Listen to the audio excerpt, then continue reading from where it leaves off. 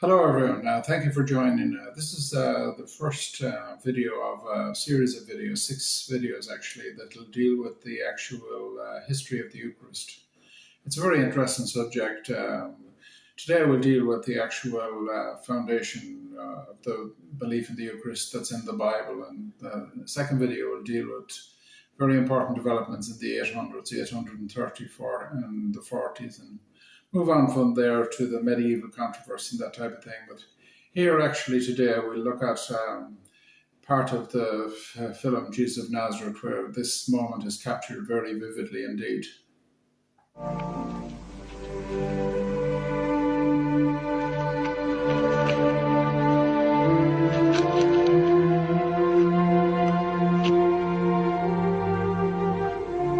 This is the bread of life.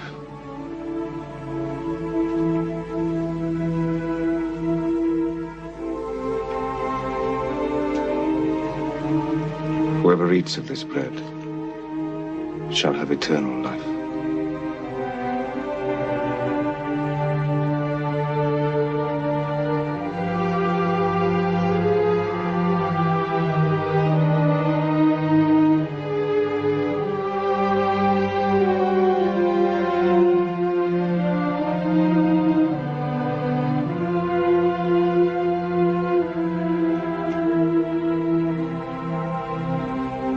Eat it. For this is my body. Do this in remembrance of me.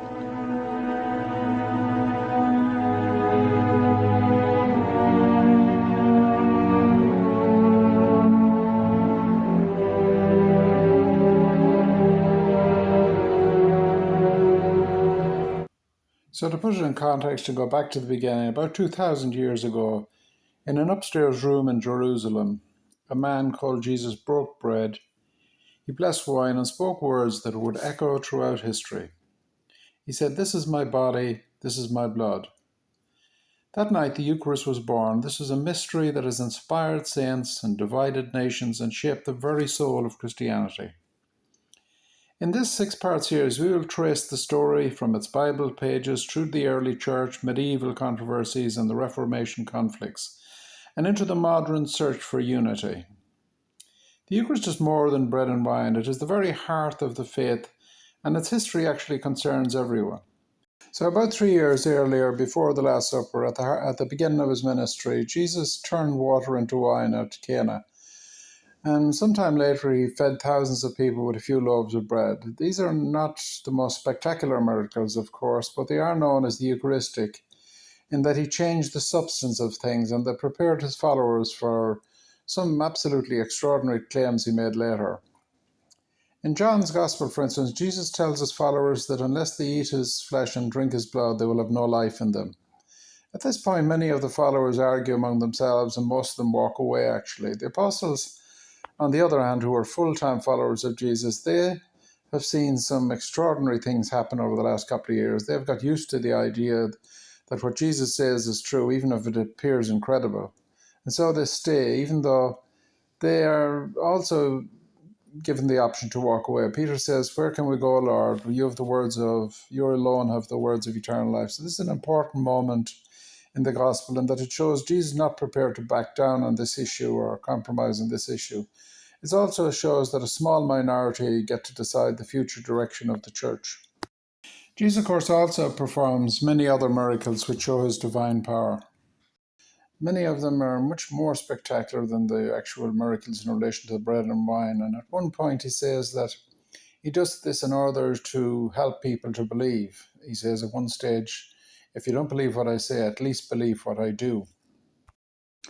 So in John's Gospel, Jesus is shown to have fed 5,000 people with a few loaves. In fact, all the Gospels cover this story.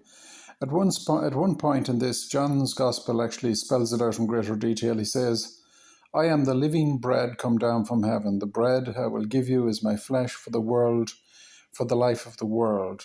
So a lot of the crowd actually object at this point, and they say, But Jesus continues in even a more forceful manner. He says, unless you eat of the flesh of the Son of Man and drink his blood, you can have no life in you. So at this point, a lot of the crowd are very disappointed with this type of talk. They're rejected, and a lot of these disciples and a lot of the crowd walk away. And the question has to be asked, why did the apostles stay? Basically, the apostles stayed not because they knew any better than anyone else what was going on. It was more a matter that they believed Jesus even when he said things that appeared incredible. And later, many of them would give their lives to show their belief in what he said.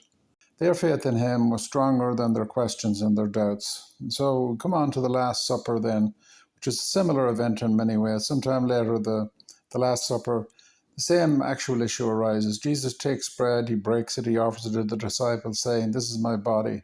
At the end of the meal, he does something similar with the wine, saying, this is my blood, do this in memory of me. And so this becomes a central feature of the early church. A few days later, on Easter Sunday, actually, a couple of days after the crucifixion, a couple of days later, two of the disciples were walking along a road to Emmaus. And suddenly, this is a very important aspect of the actual Eucharistic story. Suddenly, a stranger joins them who asks them why they're so downcast. They tell him about actually what happened to Jesus. And he really amazes them by saying that all the events had been foretold in the Old Testament. He goes over and explains a lot of the Old Testament to them. Towards the end of the journey, they actually invite him to have a meal with them, and they finally recognize him as Jesus when he breaks bread at their table. And just after the bread is actually broken, Jesus disappears from the sight. So this breaking of bread became a central feature of the early meetings of the Christian church. So one of the very early documents of the Christian church, the Didache, which is actually not a particularly well-known document, not near as well-known as the Gospels, but it's a very early document of the early Christian church in the first 50, 70 years or so. It's kind of an instruction manual, and it refers to the Eucharist as a sacrifice and said that only the baptized people could receive it. This is actually very similar to Paul's early writings to the Corinth church. He talks about receiving the Eucharist in an unworthy manner. He warns against it. He saw it as a sacred meal which put people in communion with Christ, and certainly far more than a symbol. He warns against the danger of receiving it in an unworthy manner, saying that any person that receives it in such a manner eats and drinks judgment against themselves. So Paul's language is certainly not symbolic. The danger he speaks of only makes sense if he actually believes that Jesus is really present in the Eucharist. Paul knew some of the apostles very well, especially Peter. So this writing, 20 or 30 years after Christ died, would reflect much of the apostles' thinking in regard to this issue. In fact, from the very beginning, the church treated the breaking of bread as a sacred mystery. It was to be approached with deep respect and reverence, and to be shared only with people who had been baptized.